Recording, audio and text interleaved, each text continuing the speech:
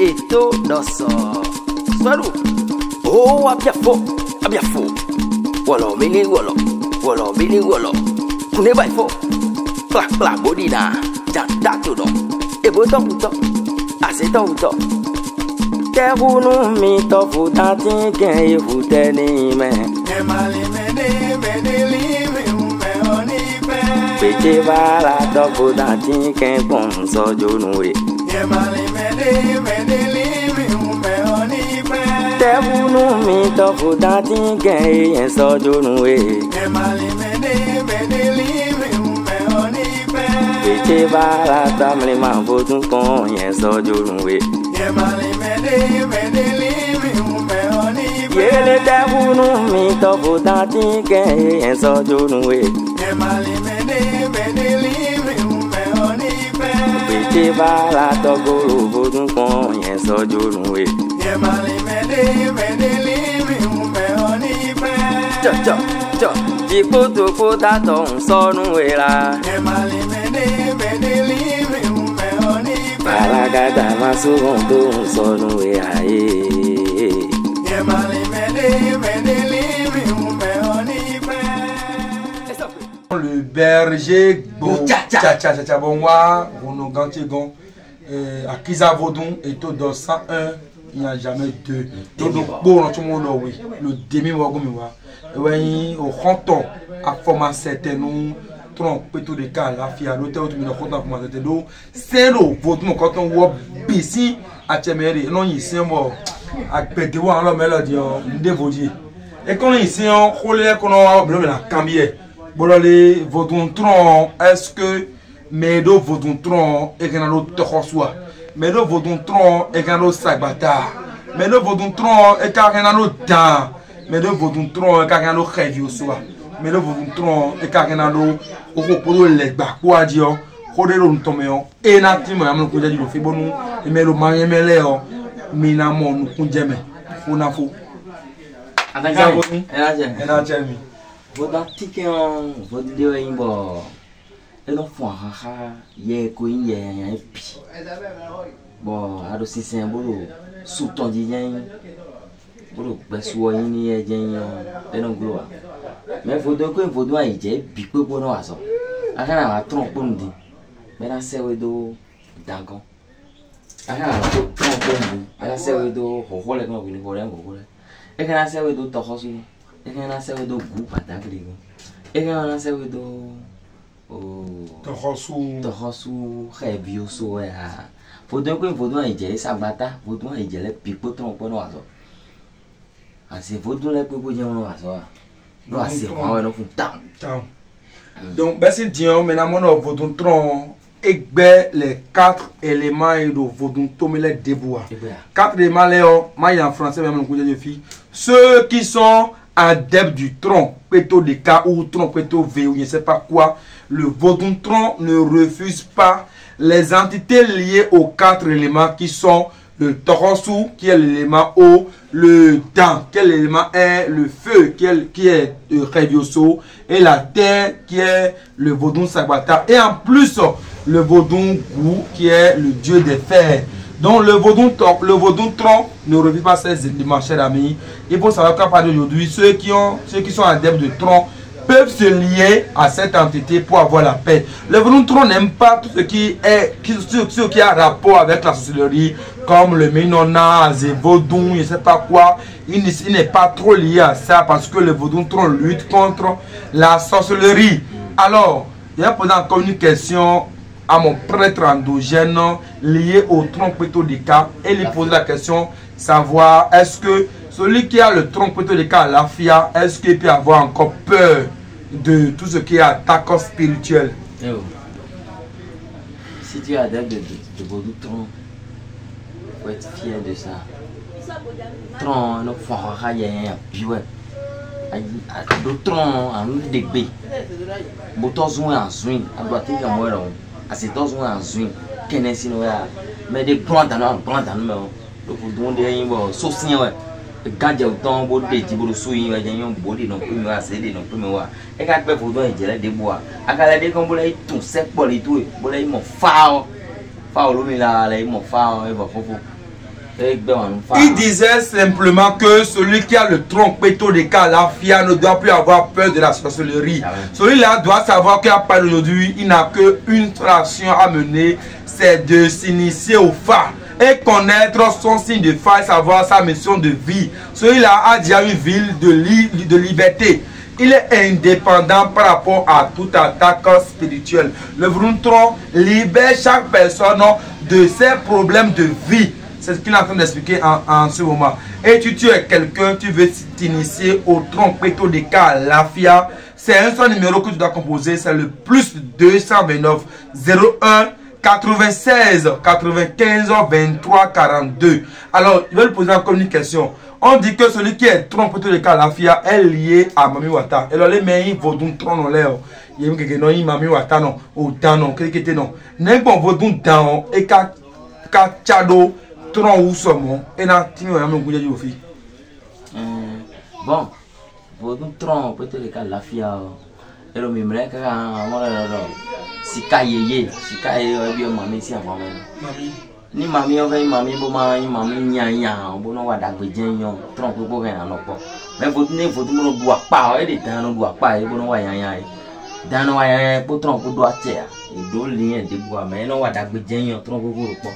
Parce que nous, quand il d'agrédient, bissin quand on trompe, et il y a un trompe, on va il disait simplement que la déesse Mami Wata qui fait du bien, qui sauve ces adeptes de la sorcellerie, ces déesses sont liées au trompeto de Calafia. Si tu es adepte de Mami Wata et que ton entité spirituelle fait du bien et sauve les adeptes spirituels de ton entité de la sorcellerie, le trompeto de Calafia est là. Mais il y a certains adeptes de Mami qui font du mal, le trompeto de Calafia n'est pas là.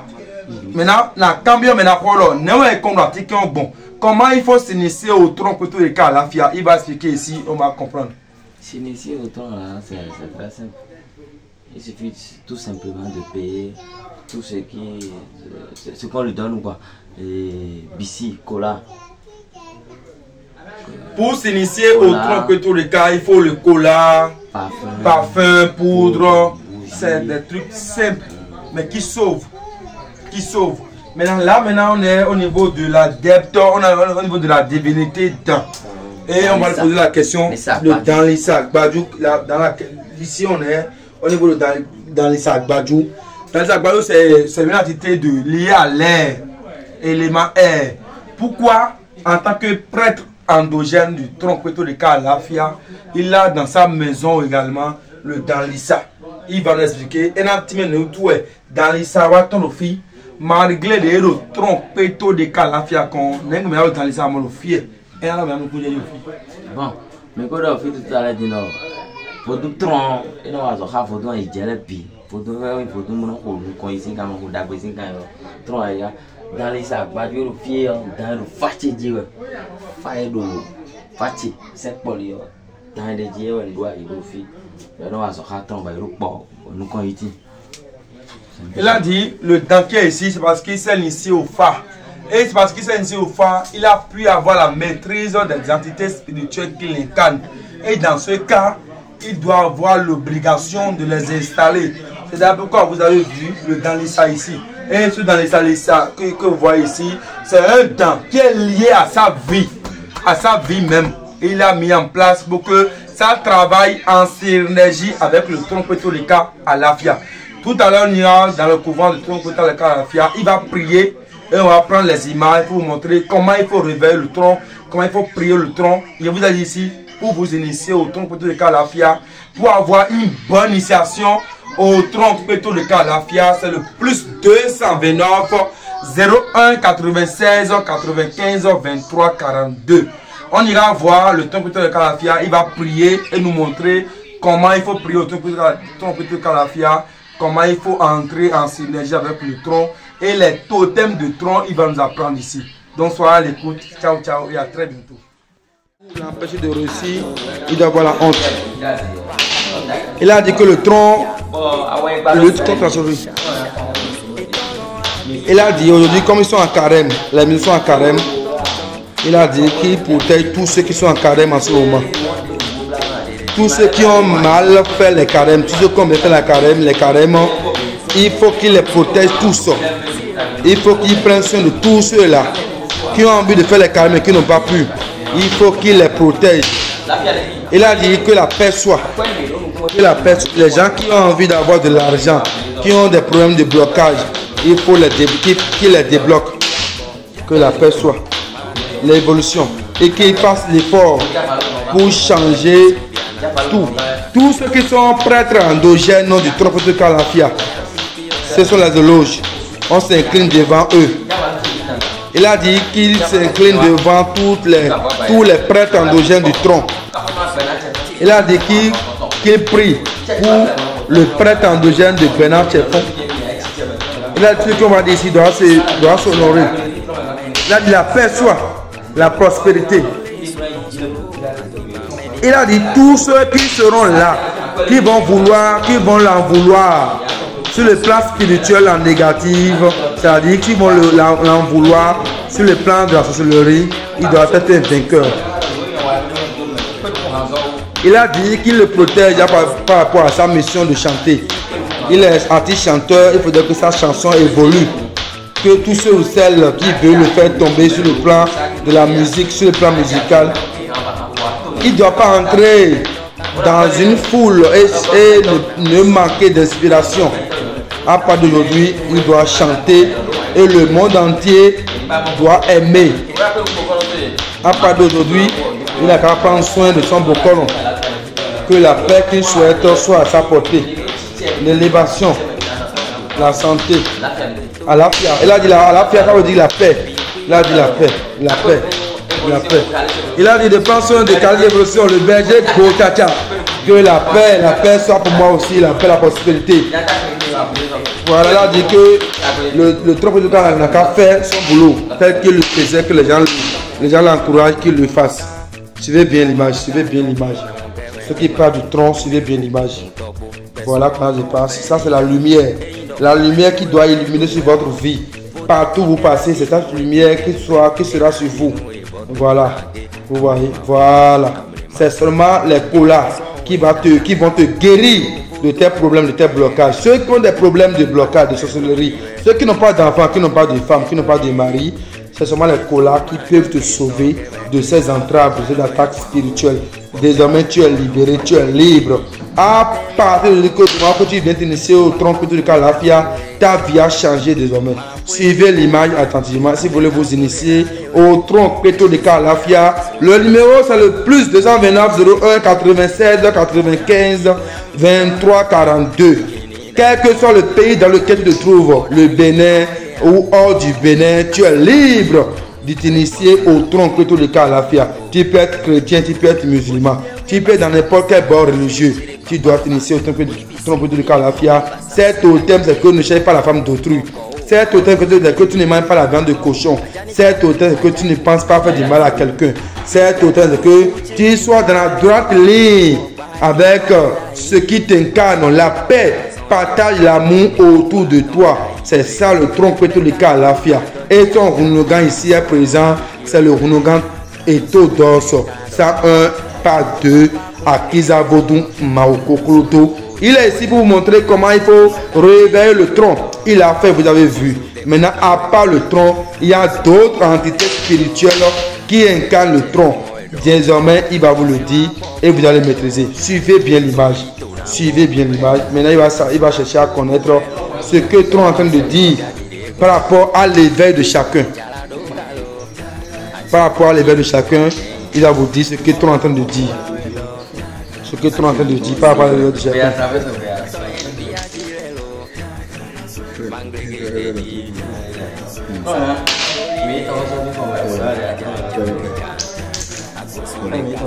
Elle a dit qu'on doit aller au niveau de Torossou. Si on regarde les réveils, le tronc a dit on doit s'approcher au vaudou Torossou. Dans le vaudou Torossou, on doit l'approcher et prier au vaudou Torossou. Voilà un peu ce qui se passe. Donc le Tronc de Calafia va t'orienter spirituellement. Si tu es initié au Fa, la consultation du Fa c'est la même manière que les colas qu'ils consultent. Ça sort exactement le même message. Là, maintenant, on va lui demander une question. Mais le tronc, peut-être de cas la fille a vaudou très qu'à côté, à part vaudou ennemi, Hawaï de l'air. Mais alors, banque pour les pauvres, maintenant, on connaît les filles. Tronc, peut-être de cas la fille a et donc vaudou ton la thème est un boy, non? Le tronc, peut-être de cas la fille, il a beaucoup de divinités qui les calment. À part les divinités, les 4 éléments, on a le banglé qui l'incarne. C'est son guerrier. C'est ça qui lutte avec lui. Il y a aussi le sacre qui est là. C'est là où on fait les sacrifices. C'est un messager, c'est un guerrier du tronc. Il y a aussi le confort. Ce sont les femmes de Rouno qui prient là-bas. Ce sont les femmes, mais ce sont les femmes de Rouno qui prient au niveau de confort. Voilà, maintenant, bon, nous tronc comme nous sommes. Il y a aussi le temps qui est là. Bon, mais quand nous tronc comme bon, visuel j'étais pour les visuels là, les micros interprétés bon. Ça s'interprète de la même manière, de la même façon que le fa. Donc, beaucoup non. Bon, nous avons gantron les bon. Et donc, les dons, et non, ça va à Zamino Walea. Et non, ça va à Bino pour. Il y en a une de quoi bon. Les femmes d'or bon, il y a Péléo. Akpele no do wen o mo je vo tun tron de so e da pro isi o de so le je de so no da bo le bo ni ko ko pe bon mo pele ko do carton bo tron ka do bisi ene be no malo wi no ma bisi we do wewe be no na ene be ko do ko pe hafa ine ni we so bo akpele no do kan aton agbi no lu metenti bo no tun fi vo kan yi lo gbe lo saye na tun et alors ça n'a tombé ton et tête en haut des doigts et le tête et ouais non nous quand on bono wa mais avant font ton bo wa le ouais non do pono da disi do pono da mion bon et là si je ne yo bo funu et da mion oui fi fa no do so aji de yo ine a mion pe fa no so aji kwindo adisi no ndoro no le do mais pour mettre da ko bo ja yo na mion oui no ko ka mo fa no do to mo ji kan bon et des types savants on est d'accord mais demi a fait une trône tout est qu'à jaillir mais le mien est au second jaillir le fit bien même mon quoi les tout pas mais je vois une quoi les jaillir bon là il faut tout temps sous à des bah on le temps quand que jamais mais il content et le temps ouais des temps pour les temps ben là il a droit mais bon mais beaucoup on est même qu'à tout pour ton tronc bon votre temps non nina dahwe bogo inu boko da ije boya ije tambo e mo fayo tron wa gonu fa bo ipele boyin le bo no wa so do po mo gbe fa do yo gbe le we tron do e bebe si dine vodun no miton runo ga miton runo miton akiza vodun e to do so akiza vodun ka do vodun kon de ka de kon bo ga bo ton ne akaromo legbon de ka do gbon de e fa bodu legba ko bodu vodun aije lo fa tanjile do bi wi da yo boy vodun tron go na yo ko yo ele wa zegeble o ka ho le de ton vodun tron vodun nya vodun da gbe gbo lo fa wo ho ekran jaga tron ka moyon ena sin pa me et non nous tron sin côté je mo no wa kun kan to do 101 je ne suis pas bien qu'ils avoue ma koko bon et ne n'a pas même mais on dit pour n'a pas même et on bono mi bana jaga tron peut de cas la fia des mon fi din non non fon raser to bodo mais to les bois alors quand go film dans les diners plus 229 01 96 95 23 42 dis me così fi donc me oui mais là il veut nous t'en bana do nous sommes yone ya mbo il faut nous t'en soko ya mi mi blobo mi atun wow e follow fine bon mi na yin gbe ran se do e me lo ve de bu mele bo asugbe asigbe bi ku bo yon di dole o mi na ye kon bo de mi na blobo na yon mi na tun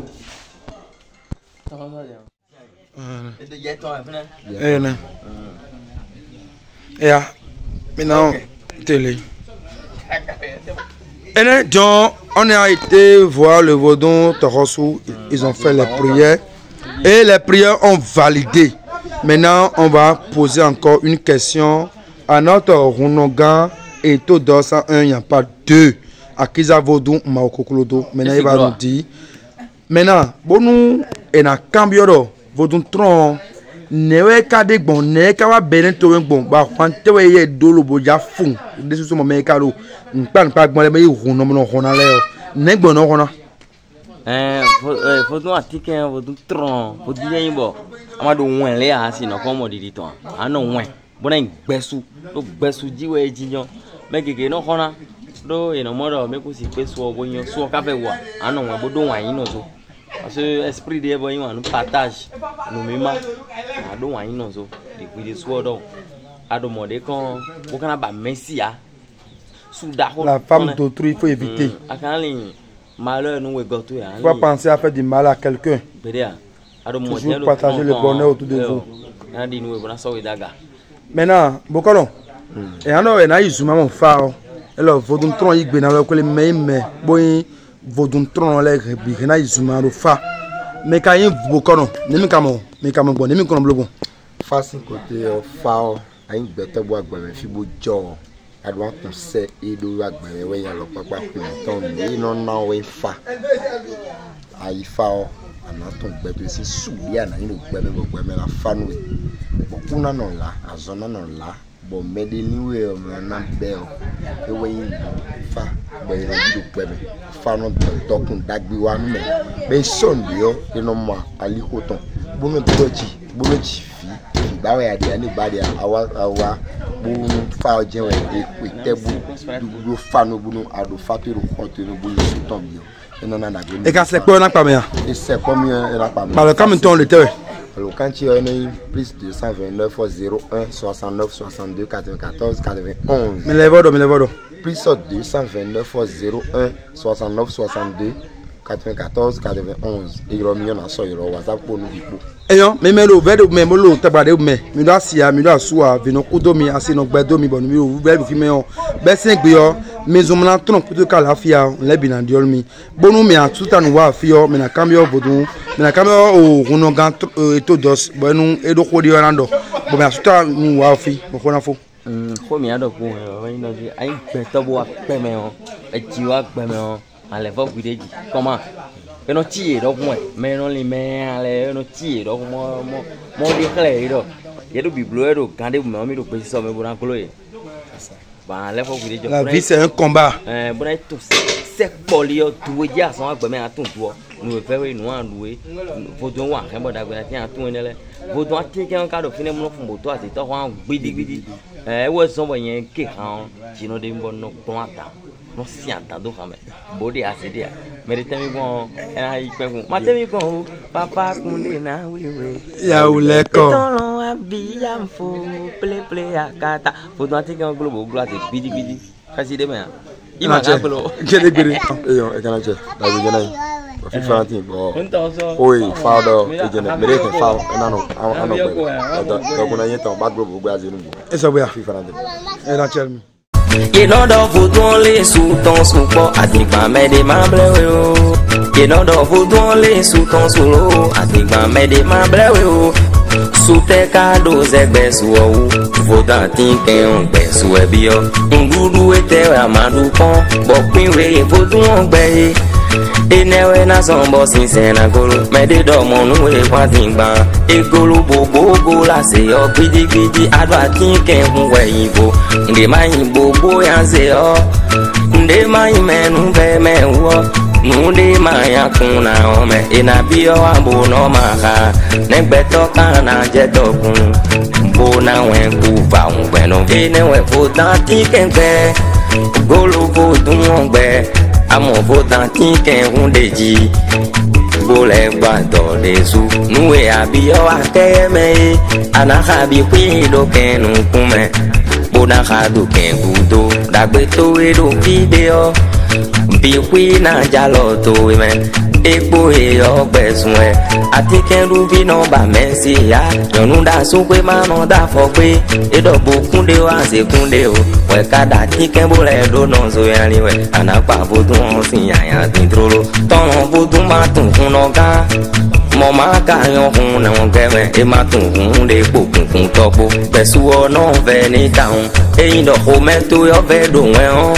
vodati kena dinu eti dengbe ena dinu e botu nage amlema vodun ena so we daga down golo vodun o jeye reme bodunu gba we do yiwe matun kento de eto mayan kento geme tono vodun no ya wambo fun gbogbedo tono panche ton eji matemi pon papa kunde na uliwe ma kwele pon o me amega kunde na lewe esrobiana kushirete o yam toa kini da yigo hala da yigo boda yigo ya assalamu alaikum salamu ago oniwe basa ngo shere papa onibisi onimitra onibasa sika yeye papa o koko o aboni o mini o yama o ajanita